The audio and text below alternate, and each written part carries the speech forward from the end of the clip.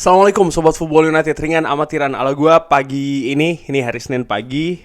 Gue ingin membahas terkait dengan konferensi pers Erik ten Hag. Manchester United menang menghadapi Luton. Manchester United lagi-lagi menurut gue mendapatkan hasil yang positif ya, terutama di tahun 2024 ini. Manchester United tentu saja belum tersentuh kekalahan, karena Manchester United menurut gue bahkan di Premier League sendiri, Manchester United ini kan baru meraih satu-satunya hasil yang tidak positif adalah ketika menghadapi Tottenham Hotspur. Dan secara total ini Manchester United praktis setelah seri menghadapi Tottenham Hotspur ya, meraih 5 kemenangan beruntun, termasuk juga kemenangan menghadapi Luton. Nah, langsung aja dari manunited.com ada pernyataan dari Erik ten Hag. Gue artikan, nanti kan gue bahas secara ringan amatiran. Erik ten Hag percaya kalau Manchester United sebenarnya bisa membuat hidupnya jauh lebih mudah, hidup mereka sendiri jauh lebih mudah di pertandingan. Artinya seharusnya Manchester United ini bisa menyelesaikan dengan lebih bagus lagi terkait dengan kemenangan 2-1 menghadapi Luton. Rasmus Højlund mencetak 2 gol dan 2 gol diciptakan ini dalam tempo yang sangat singkat, yaitu adalah 7 menit. Dan ini cukup untuk mengamankan 3 poin. Tapi tentu saja Luton sempat mengecilkan situasi melalui Charlton Morris di menit ke-14 di babak pertama. Kita seharusnya bisa memanfaatkan peluang-peluang tersebut. Pada akhirnya ini tentang poin. Kita sebenarnya bisa saja membuat hidup kita ini jauh lebih mudah dengan mencetak lebih banyak gol. Setelah 10 menit ya, kita ini sebenarnya bisa saja unggul dengan 4 gol. Kita tidak melakukannya. Kita membiarkan mereka kembali ke dalam pertandingan karena kita terlalu terlalu dalam ya, kita bertahan terlalu dalam dan kita menjadi pasif. Kita membiarkan mereka untuk mendapatkan peluang-peluangnya. Tidak peluang yang bagus sebenarnya, tapi shots dan juga crossing mereka cukup banyak dan akhirnya kita kebobolan 2-1. Dan di babak kedua saya pikir kurang lebih sama. Tapi tentu saja peluangnya menjadi lebih besar dan lebih masif kalau seandainya kita ini bisa membuat gol menjadi 3-1. Artinya kita akan lebih bisa menyelesaikan pertandingan ini lebih besar, lebih masif kalau kita bisa menciptakan gol ketiga. Tapi ya ini merupakan sebuah perjalanan. Ya, kita ini sebenarnya dalam perjalanan yang bagus. Kita belum berada di mana kita inginkan karena kita sebenarnya mengontrol pertandingan di dalam 90 menit yang panjang. Saya pikir kita ini kehilangan beberapa fokus setelah kita unggul 2-0. Kita tidak bisa memaksimalkan 2 peluang yang sangat bagus dari Garnacho dan juga Rashford. Lalu setelahnya kita ini bertahan terlalu dalam dan kita membiarkan mereka melakukan banyak crossing dan juga memiliki beberapa shots. Mengenai rasa kepercayaan diri dari Rasmus Højlund, kita percaya kalau dia ini merupakan striker yang fantastis, memiliki kemampuan yang sangat luar biasa. Dia masih sangat muda, dia membutuhkan adaptasi dan dia tidak beruntung sebelumnya, dan kita juga tidak beruntung dengan keputusan yang kita bikin terhadap dirinya. Sebagai contoh, bagaimana penalti harusnya diberikan ketika menghadapi Arsenal, menghadapi Brighton harusnya dia mencetak gol yang di cancel, dan kita tidak pernah tahu itu kenapa. Ketika Anda tidak mencetak gol, tentu saja ini mungkin ada permasalahan dengan rasa percaya diri yang terjadi. Tapi dia memiliki karakter yang kuat, dan ini yang atau Anda lihat di momentum seperti ini. Dia terus berjuang dan terus bekerja untuk performa yang lebih bagus, dan dia sekarang mencetak gol dan dia memiliki banyak kepercayaan diri saat ini. Dan sepertinya saat ini semua bola yang didapatkan oleh Rasmus Højlund ini akan menjadi gol. Tentu saja Rasmus Højlund ini luar biasa. Dia mencetak berapa nih? 6 gol secara beruntun di pertandingan terakhirnya, beberapa pertandingan terakhirnya. Dan ini seperti menjawab keraguan. Rasmus Højlund mencetak 8 gol di 8 pertandingan Manchester United, di mana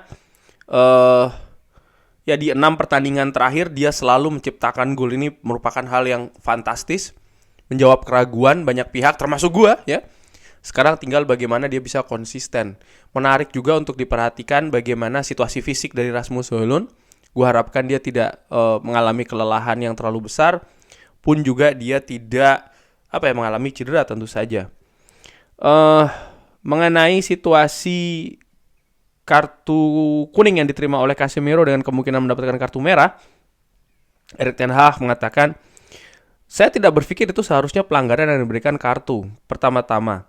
Dan lagi-lagi dengan Casemiro ini terlalu berlebihan untuk mendapatkan kartu kuningnya, dan saya tidak mengerti kenapa. Dan tentu saja di pelanggaran kedua seharusnya itu mendapatkan kartu, itu jelas. Tapi saya pikir juga wasit tahu apa yang terjadi dengan yang pertama. Saya pikir bagaimana wasit secara umum ini tidak bisa selalu sama untuk Casemiro. Yang dimana di tackling pertamanya dia mendapatkan kartu kuning. Yang menarik adalah Erik ten Hag juga memberikan alasan mengenai pergantiannya ya di sekitar babak pertama, artinya pergantian babak pertama ke babak kedua, di mana ada 3 pergantian sekaligus di sana. Saya melihat reaksi dari wasit dan saya berpikir mereka bisa saja mendapat kartu merah ya di pelanggaran selanjutnya. Dengan Scott McTominay dan juga Jonny Evans, kita memiliki pengganti yang bagus. Tidak mengambil resiko, jangan mengambil resiko. Saya pikir ini merupakan keputusan yang tepat. Ya, gue pikir juga demikian karena pertahanan Manchester United lebih kompos, lebih solid, lebih bagus. Bagaimana lini tengah pun juga secara keseluruhan menurut gue secara ringan amatiran Manchester United di babak kedua penampilannya jauh lebih bagus daripada di babak pertama. Mereka jauh lebih mengontrol walaupun mungkin possession masih lebih banyak dikuasai oleh Luton, tapi bagaimana serangan-serangan dari Luton cenderung lebih bisa dinetralisir, diatasi daripada babak pertama. Penampilan juga lebih teratur sih dalam tanda kutip ya lini tengah, dengan banyaknya peluang juga yang diciptakan terutama di babak kedua. Mengenai Kobbie Mainoo untuk timnas Inggris, Kobbie sangat dewasa, saya pikir dia berprogres dari pertandingan ke pertandingan. Mudah-mudahan dia tetap melakukannya. Dia merupakan pemain yang sangat bagus dan kita melihatnya hari ini. Tapi untuk penampilan di tim nasional, ya itu terserah tim nasional dan juga manajer dari Inggris. Update dari Luke Shaw, ini menarik juga ya. Ini bukan merupakan cedera. Saya tidak bisa mengatakan, kita harus menunggu minimal sampai besok untuk melihat apa yang terjadi. Ini jelas ketika Anda digantikan ini tidak terlihat bagus. Mengenai perlombaan untuk mendapatkan 4 besar, ya kita kembali ke dalam perlombaan. Walaupun kita masih terus harus mengejar ketertinggalan, kita happy dengan gol yang kita ciptakan saat ini, dan hari ini kita kehilangan ya, atau kita tidak bisa memaksimalkan beberapa peluang bagus. Saya pikir lini depan seharusnya bisa lebih tajam lagi. Mereka punya kemampuan, tapi ada yang positif tentu saja bagaimana kita bisa menciptakan peluang. Setiap pertandingan merupakan sebuah final dan ini masih perjalanan yang sangat panjang dan masih belum bisa ditentukan di Februari.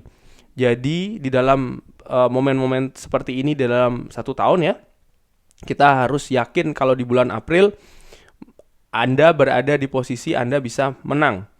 Jadi kita harus terus mengejar ketertinggalan, tapi kita kembali ke perburuan ataupun ke perlombaan. Ya, sepakat gue bagaimana Manchester United juga di beberapa pertandingan terakhir secara konsisten mencetak gol, bahkan secara rata-rata ini 2 gol lebih, jadi satu pertandingan mencetakkan lebih dari 2 gol secara rata-rata ya.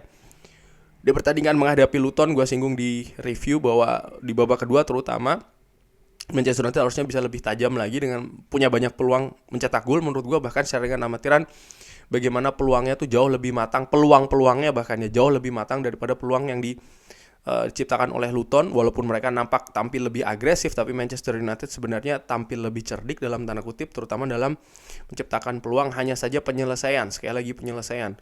Gue juga sepakat dengan Erik ten Hag sebenarnya di awal-awal babak pertama ya, paling tidak sebelum Luton mengecilkan situasi kedudukan menjadi 1-2, Manchester United punya setidaknya 2 peluang yang sangat bagus, dan Ketika itu kalau Manchester United bisa unggul lebih jauh, situasi pertandingan tentu saja akan berbeda. Tapi sekali lagi yang paling penting dari demi pertandingan Manchester United sampai dengan akhir musim nanti adalah 3 poin, karena bagaimana Manchester United sudah tertinggal cukup jauh ya di paruh pertama, dan ini yang harus dikejar. Dengan mendapatkan kemenangan demi kemenangan, maka atmosfer akan jadi lebih positif dan karakter tim juga gue harapkan semakin muncul, dan ini penting di paruh kedua, paruh terakhir dari Premier League. Kurang lebih demikian. Bagaimana menurut Sobat Football United? Bisa drop di kolom komen.